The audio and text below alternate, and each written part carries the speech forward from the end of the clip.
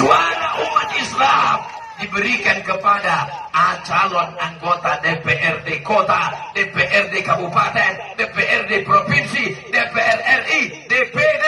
Pilihlah orang yang memperjuangkan adat Basandi, syarak Basandi. Kitabullah.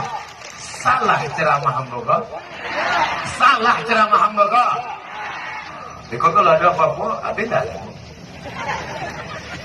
Hindari ujaran kebencian, jangan sebarkan hoax, jangan ambil money politik, dan jangan sampai golput 17 April. Pesan Panwaslu dan Bawaslu.